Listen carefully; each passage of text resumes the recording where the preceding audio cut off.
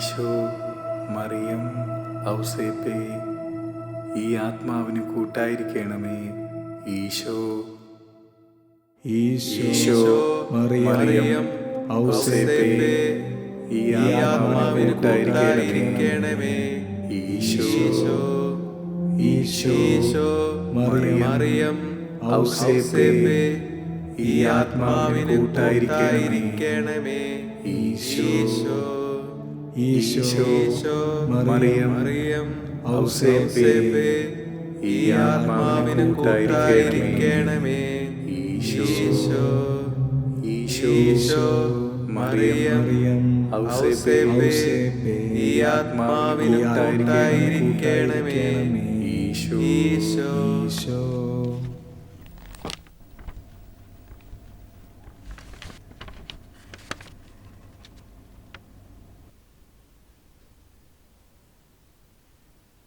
അച്ഛൻ വിഷമിക്കണ്ട, ഞങ്ങൾ പോയി സംസാരിക്കാം. തീർച്ചയായും വരും.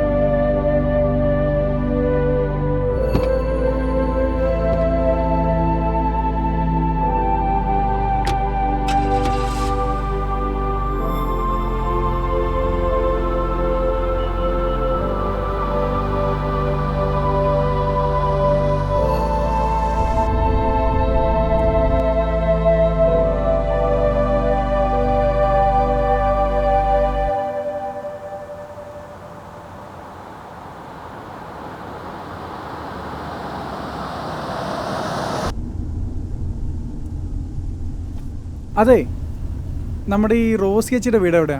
റോസിയച്ചി എന്ന് പറയുമ്പോ നമ്മുടെ ആ ചൂടൻ തോമസിന്റെ അമ്മയാണോ? പഴയ കുണ്ട. അതറിയില്ല, ഇവിടെ അടുത്താന്നാ പറഞ്ഞേ. ഇവിടെ അടുത്തെന്ന് പറയുമ്പോ അത് തന്നെയാ, അവരെന്നെ ആവുള്ളൂ. അതെ, അവിടെ വീടെന്ന് പറഞ്ഞാ ഈ വഴി നേരെ അങ്ങോട്ട് പോവാ. നേരെ പോവാ. അതിന്റെ അറ്റത്തൊരു പാടല്ലേ, ആ പാടത്തിന്റെ അടുത്ത് തന്നെയാ. അവിടെ അല്ലേ? ശരി.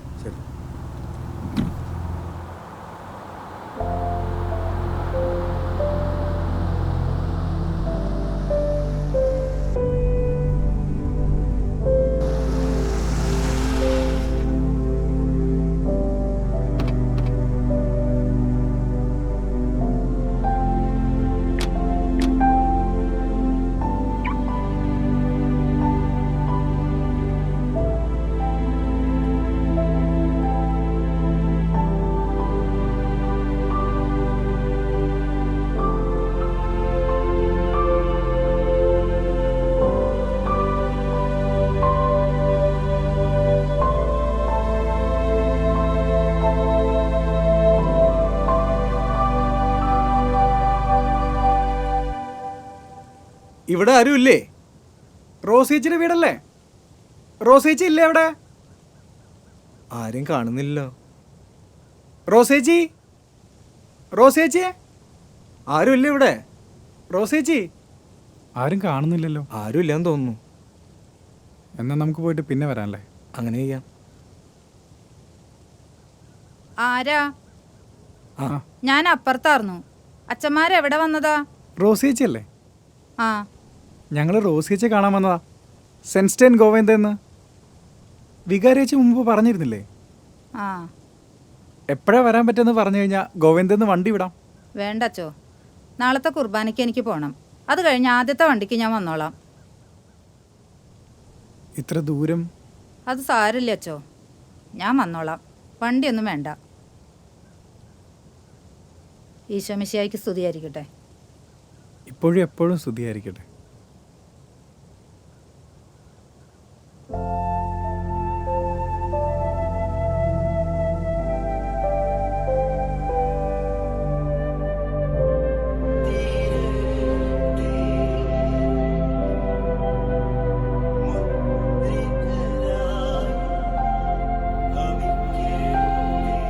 മഹത്വപ്പെടുത്തുന്നതിന് വേണ്ടി ചിന്തിയ രക്തം വിശ്വാസ സത്യങ്ങൾക്ക് സാക്ഷ്യമായിരിക്കും.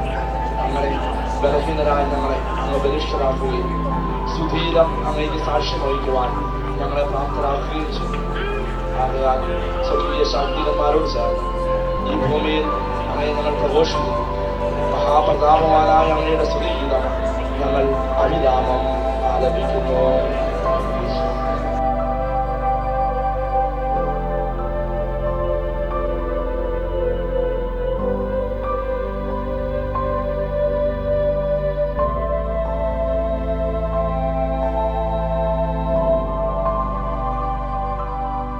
ആ ഞങ്ങൾ കാത്തിരിക്കായിരുന്നു.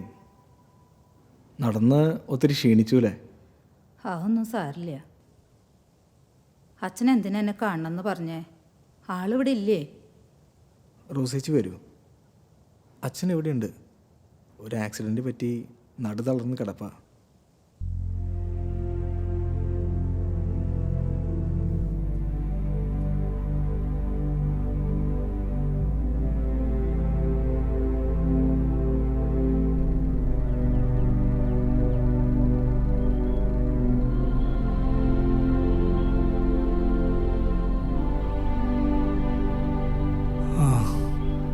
റോസേച്ചിയോ?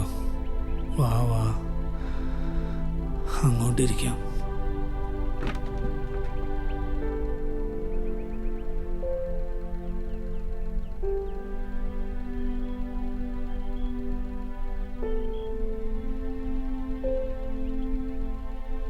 എന്നെ മനസ്സിലായോ?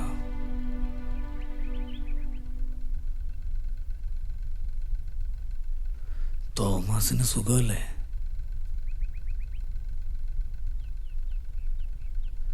തോമസ് അവൻ മിടുക്കനായിരുന്നു. എല്ലാവർക്കും അവന് ഇഷ്ടമായിരുന്നു. അതൊക്കെ പഴയ കാര്യമല്ലേ അച്ചോ? അച്ഛനിപ്പോൾ എന്നെ കാണണമെന്ന് പറഞ്ഞത് എന്തിനാന്ന് പറ.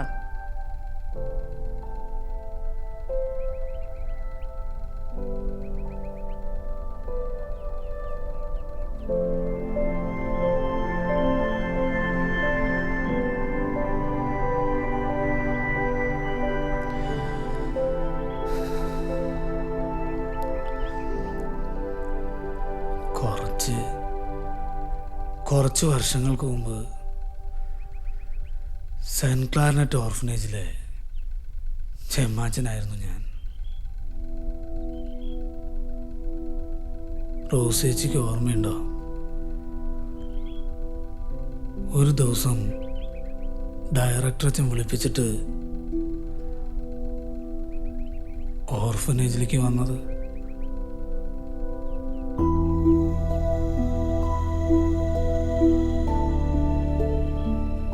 ഈശോയ്ക്ക് മുന്നിൽ പൂക്കൾ വെച്ച് സൗമ്യനായി മാത്രം കണ്ടിട്ടുള്ള തോമസ് പെട്ടെന്നൊരു ദിവസം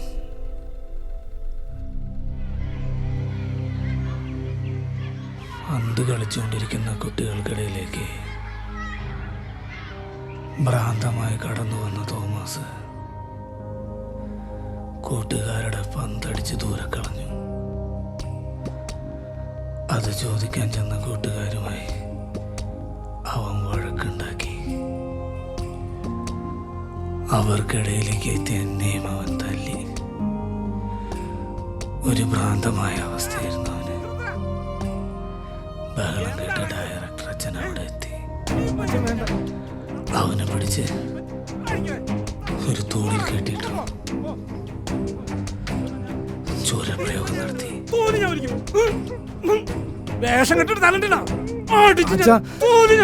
മതി അച്ഛാ, മതി. എന്തെങ്കിലും പറ്റിയാണല്ലോ.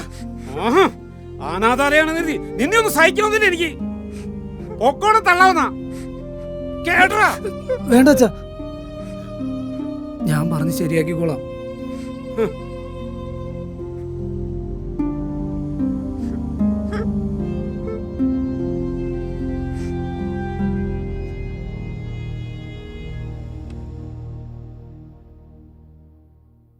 റോസി, നിങ്ങൾ ഇവിടെ തന്ന നമ്പറിൽ എത്ര പ്രാവശ്യം വിളിച്ചു പറഞ്ഞു, കത്തെഴുതി.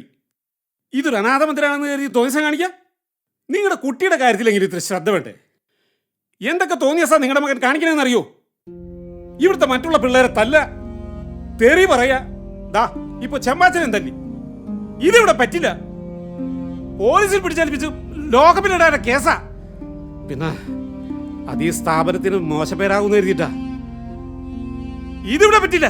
എത്ര പെട്ടെന്ന് മോനെ വിളിച്ചോണ്ട് പൊക്കോ. അച്ഛൻ അങ്ങനെ പറയരുത്. നമുക്ക് അവനെ അങ്ങനെ തള്ളിക്കളയണ്ട. റോസി ചേച്ചിയുടെ അവസ്ഥയൊക്കെ അച്ഛനെ അറിയാവുന്നതല്ലേ. സ്വന്തമായിട്ട് സ്ഥലം പോലും ഇല്ല അവർക്ക്. പലരുടെയും വീട്ടിലാണ് താമസിക്കുന്നത്. ഇനി അവനൊരു കുഴപ്പമില്ലാതെ ഞാൻ നോക്കിക്കോളാം. ഡയറക്ടർ അച്ഛന് ഇനി അവനൊരു ബുദ്ധിമുട്ടാവില്ല. ആ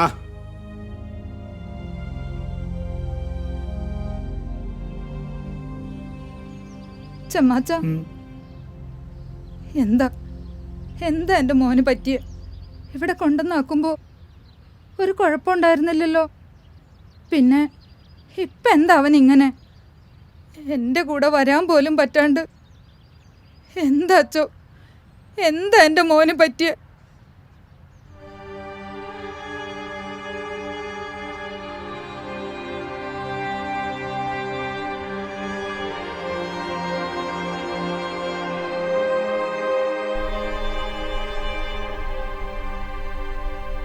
റോസേച്ചി അന്ന് ചോദിച്ച ചോദ്യത്തിന് ഉത്തരം തരാനാ ഞാൻ കാണണമെന്ന് പറഞ്ഞേ.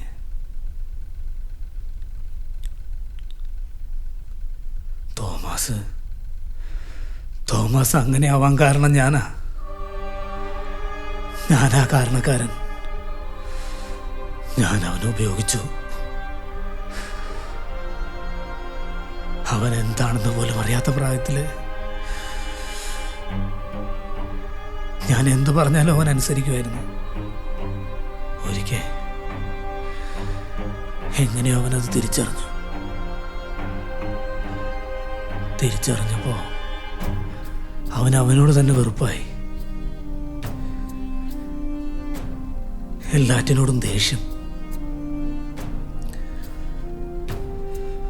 പല കുട്ടികളും ഇതും പറഞ്ഞ് കളിയാക്കുമ്പോ അവൻ വഴക്കുണ്ടാക്കി. അവസാനം ഒരു ദിവസം അനാഥശാലയുടെ മതിൽ ചാടി അവൻ രക്ഷപ്പെട്ടു.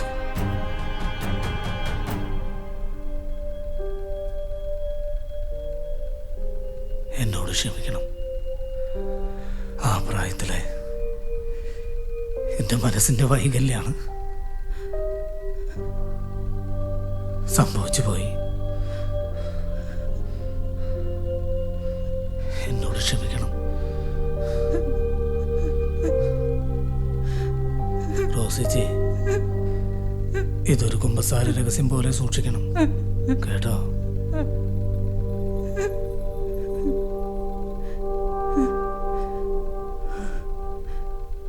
എൻ്റെ മോൻ എന്നോട് എന്നും വഴക്കായിരുന്നു.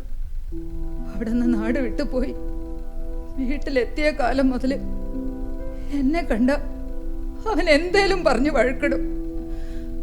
അവസാനം ഒന്നും ചെയ്യാൻ പറ്റാതെ പോയ വിഷമവും പറഞ്ഞു ഒറ്റയ്ക്കിരുന്ന് കള്ളു കുടിക്കണ കാണാം. എന്ത് പറഞ്ഞാലും എന്നോട് തല്ലുകൂടുമ്പോ അവന്റെ വയൽ അനാഥശാലയുടെ പേര് വരും. ഇപ്പോഴാച്ചോ അവൻ എന്നോട് പറയാൻ പറ്റാതെ പോയ ചെറുപ്പത്തിന്റെ വിഷമം അവൻ വലുതായപ്പോ പറഞ്ഞു തീർത്തത് ഇങ്ങനെയായിരുന്നു അല്ലേ?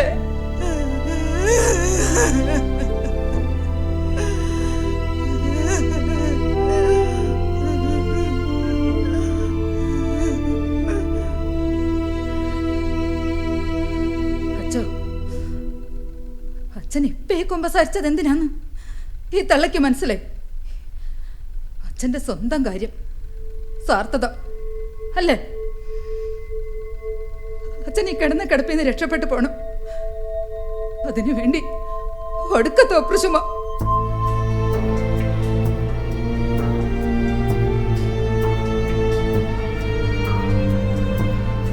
നല്ല പ്രായത്തില് ഓരോന്ന് കാണിക്കാവുന്നതൊക്കെ കാണിച്ച് എന്റെ മോനെ